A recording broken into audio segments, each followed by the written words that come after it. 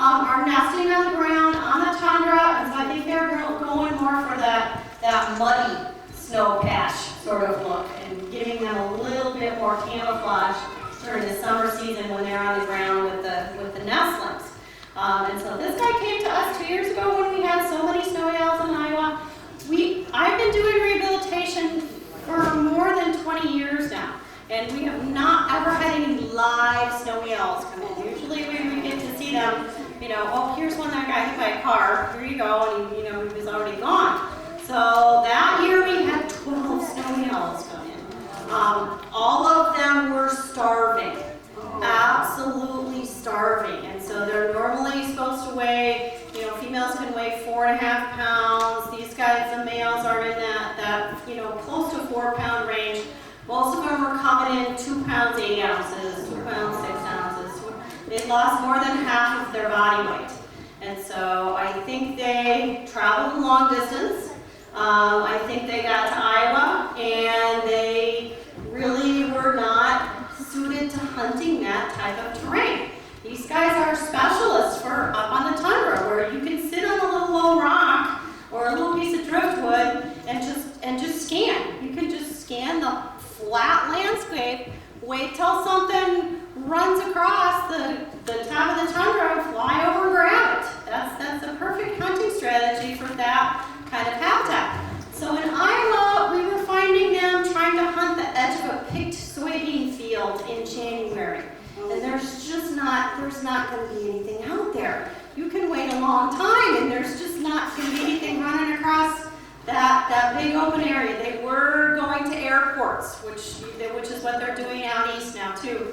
And so that's a big open grassy area. And again, in Iowa, there's not going to be a lot of stuff just wandering around out in the open. It's all tucked in. It's all, in the thicker grasses and in the thicker cover. And so, like we do to cool themselves off, they need to pant, like your dog does. And so you can really tell when he's panting, can't you? He's got his mouth open, and and I'm sure he probably can't even feel the walking. But he does get a drink, and so I think that does kind of just help him to stay cool. And more?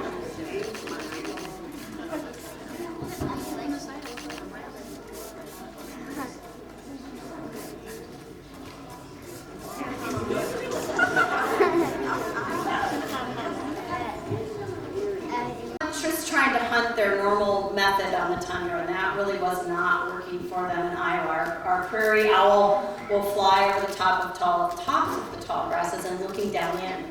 And these guys weren't doing that. They weren't hunting from a high perch, and so they were starving to death when they came down to Iowa. And so we were able to release one female, but most of them died, even though we got them on fluids and we got them on easy to digest food. After you've lost half your body weight, and you can think about that, even if you have extra and you divide your body weight in half, most humans are not even going to be able to be alive at that point in time. This guy made it because he dislocated his elbow first, before he got to the point of really severe starvation. And so the elbow on the outside, a dislocation is about as bad as a compound fracture. Usually dislocations, they tear ligaments and tendons away from bone tissue. And to try to get that to heal properly is really difficult. Usually we can get it so it folds up nicely, but it doesn't quite stretch out as far as it needs to for him to be able to be an effective flyer. So I'm going to do the same thing with this guy. I'm going to put the microphone down and walk around a little bit so you can get a chance to see him quick. And then we'll go to your next.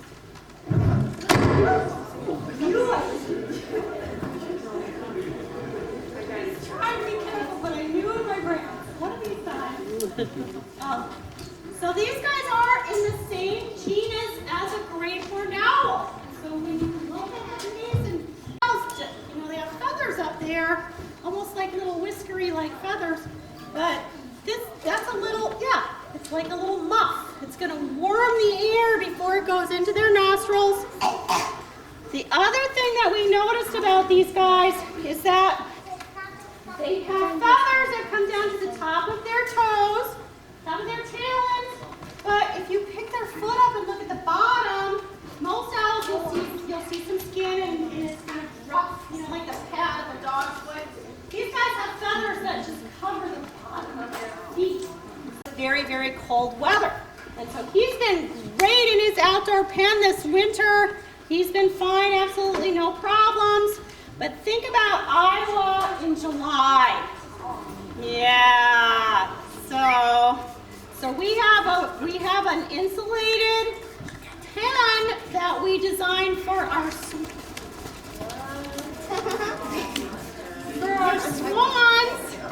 and our pelicans and things that come to us in the wintertime that need to be heated. And so what we end up doing in the summertime is putting an air conditioner in that heated room, and he gets to, it's about 80 in there. And the other thing that the air conditioning does for him is that it keeps the fungus down. It keeps everything dry. And so that's kind of one of the things that being an Arctic animal, they're not as well adapted to some of the things that we have here in Iowa that might affect them. Minnesota, they've had quite a few, more than average snowy owl sightings up in northern Minnesota. But the East Coast has a bunch of them coming down, and they're actually doing some work on those guys. How cool do you keep his room in the summer? About 80. Good morning. Everybody wide awake and raring to go.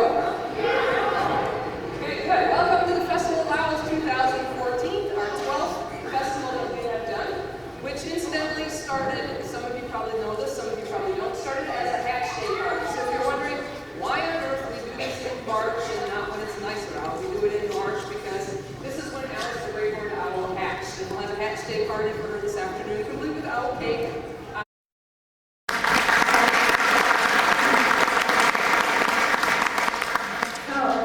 That reminds me, there's something about clapping. The frequency of that sound is really scary to the birds. And so if you guys ever feel like clapping when we have birds out, yeah, we'll do the sign.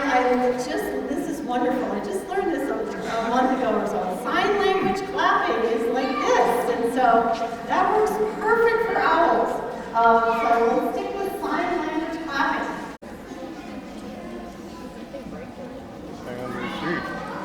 All right, so you guys can tell up in front. Refusing to open his feet. So he won't stand in the mud. He's absolutely got his feet placed. A sugarcane farmer down in Florida, and there's a small little rat, cotton rat, down there. And he's kind of, we think of Norway rats, they're like giant, huge rats. Most rats are not that big. So little cotton rats down there, and the cotton rats will girdle the sugar cane. And so a lot of the farmers down there go to a poison to solve that problem, which usually ends up hurting other things besides the pest that they're after. So this one farmer put up, these guys are also cavity nesters, put up a bunch of poles with nest boxes, and they are not very territorial. So barn owls will nest fairly close together. And so he was able to attract kind of a colony of barn owls, and the owls were able to keep his cotton rats under control, and he definitely had out there and walking because such an awful sort of blood-curdling sound coming out of the barn with barn owls in there. Okay. Not the best, but not horrible. So incremental progress. So these guys, they have to do that by banding them and then checking bands. And so,